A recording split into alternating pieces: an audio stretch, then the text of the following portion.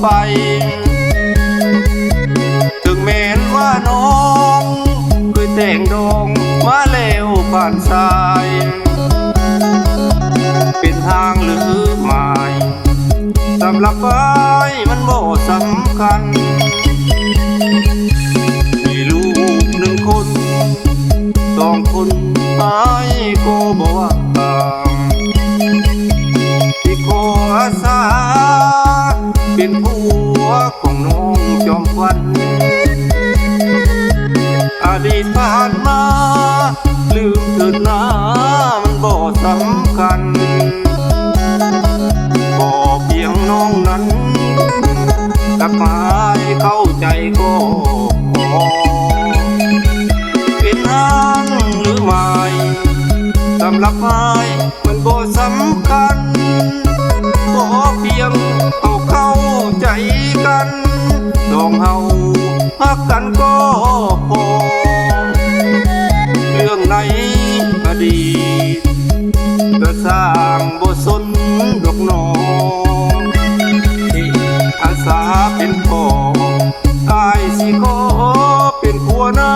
มนต์อดีตผ่านมาคนสิว่าจังใดก็สร้างก็ว่าไม่หัง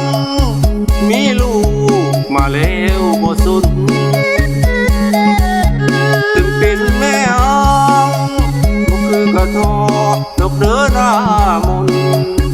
มีลูกมาแล้วหลายคนแต่งานหลายหนตายก็เสียว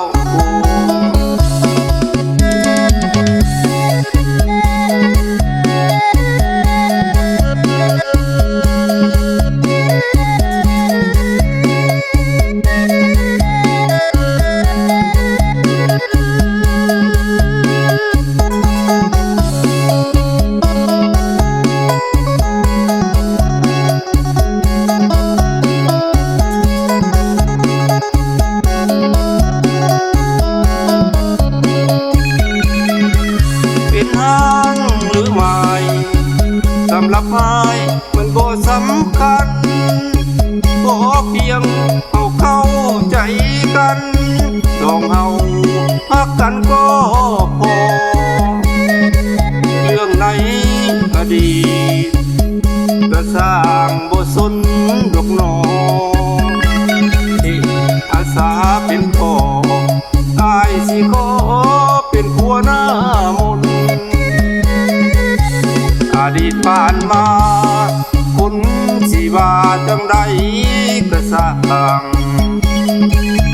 ก็ว่าไม่หังมีลูกมาแล้วบ่สนถึงเป็นแม่หังก็คือกระทอดอกเดินหน้ามนมีลูกมาแล้วหลายคนแต่งานหลายหนตายก็เสียว